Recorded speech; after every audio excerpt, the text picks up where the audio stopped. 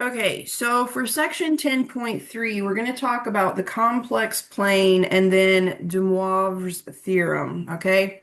Now, I've told you before when we were talking about the different polar graphs, I'm many, many things. French is not one of them. I have watched many, many videos on how to pronounce this name right here, and De Moivre is the best I could come up with, okay? Um, don't get your drawers in a knot if you can't pronounce it beautifully. I don't care about your pronunciation. Okay.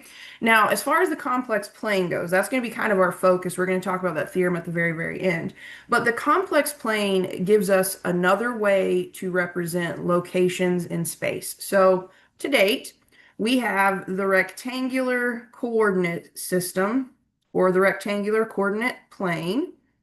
It lets us plot points in the form of ordered pairs, x, y, where x is some kind of horizontal distance from the origin, and y is some distance traveled vertically. You generally start from the origin, okay? We have also talked about the polar coordinate system, and it was a different way to locate places in space. Okay, so it was a different way to get to a very specific location in space. We were able to plot coordinates in the form r, comma, theta, where theta is some angle opened from what we call the polar axis,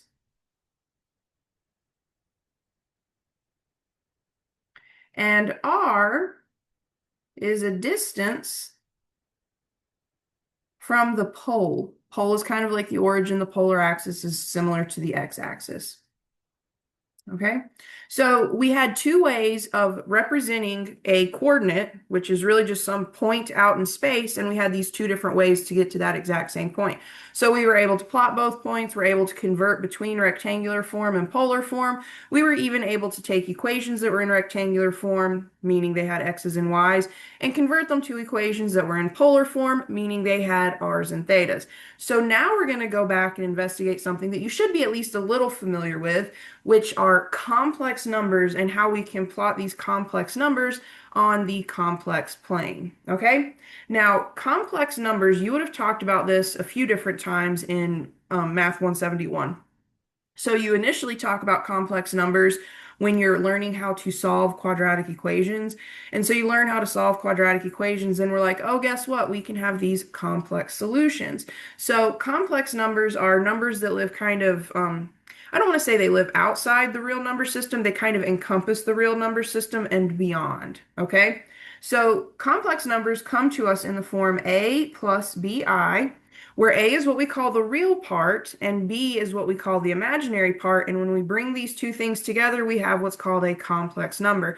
And we basically introduce the complex number because it gives us a way to deal with the square root of -1. Okay, that's kind of the heart and soul of why we bring the complex number system in, especially when we're talking about those quadratic equations, because when you have the quadratic formula, you have a radical in your quadratic formula, and we needed to introduce this to you all so you could deal with so you could deal with the situations when your radicand was negative. Okay.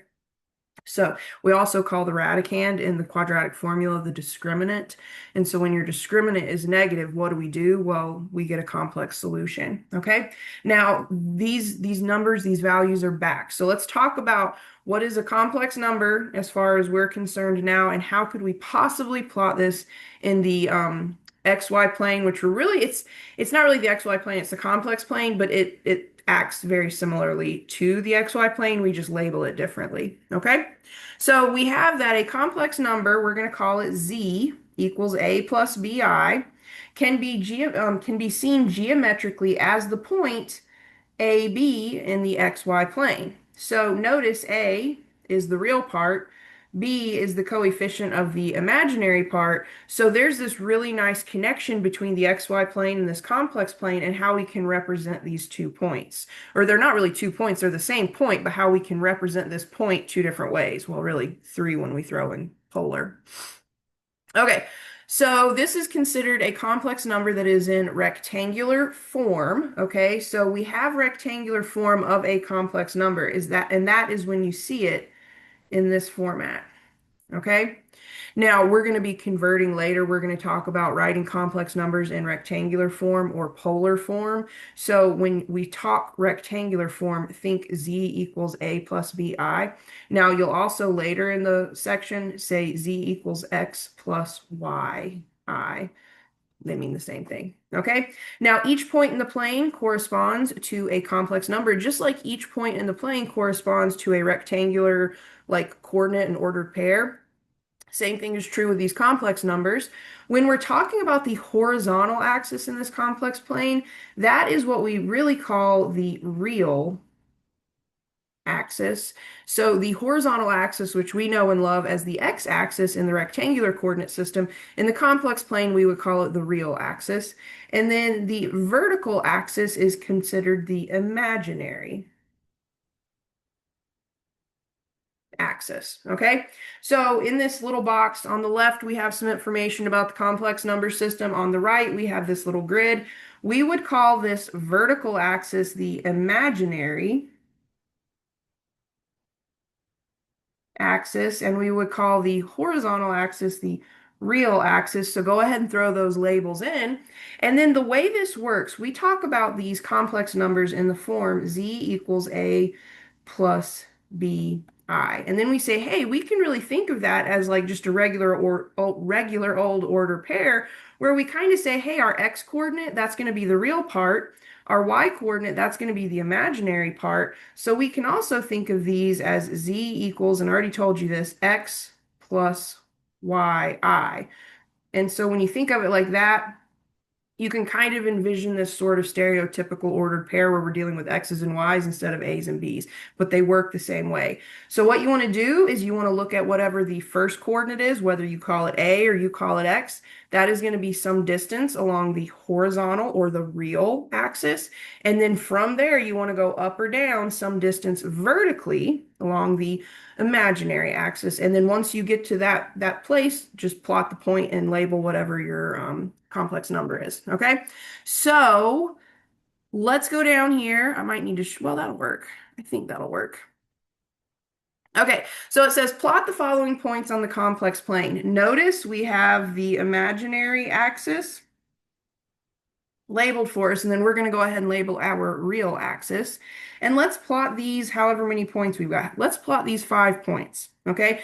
Really, really super duper easy. So point A, we have z equals -1 plus 2i. That's going to kind of translate to our rectangular coordinate system as the point -1, 2. So this is the real part. This is the imaginary part. So if you can plot the point -1, comma 2, you can plot the complex number -1 plus 2i. So from the origin, we would go to the left 1, and then we would go up 2. And instead of labeling it with the actual complex number, just for the sake of, yeah, for the sake of space, I'm going to label it just A. Okay? So we've taken care of that one. Now we can look at point B or part B, whatever you want to call it. But for part B, we have W equals 3i. Well, let's think about that. Let's write that kind of in standard form for a complex number. This would be W equals 0 plus 3i. So the real part is 0, the imaginary part is 3. So in our XY coordinate world, this would translate to the ordered pair 0, 3. So again, we have the real part and we have the imaginary part, or the imaginary coordinate and the real coordinate. And then if you can plot the point 0, 3, you could certainly plot the complex number 3i. So at the origin, you do not go left or right, you just go up 3. So we're going to call this the point B. Okay? Now for part C, we have W equals 4 minus 5i. So this is going to translate in our XY plane, the world that we're so familiar with, to the point 4, comma, -5. So we have our real part, or our real coordinate. We have our imaginary part, or the imaginary coordinate. So if you can plot the point 4 comma, -5, you can plot the complex number 4 minus 5i. So at the origin, we go to the right 4, and then we go down 5. And that is the point C, okay? Now, part D, we have z equals just -2i.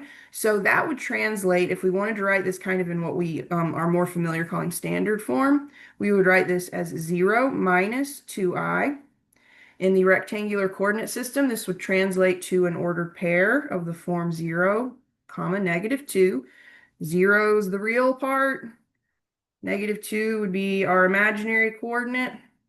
So at the origin, we wouldn't go left or right, but we would go down 2. And that would be the point D that we have here, or part D. I don't know. And then finally, for part E, we have W equals -5 minus I.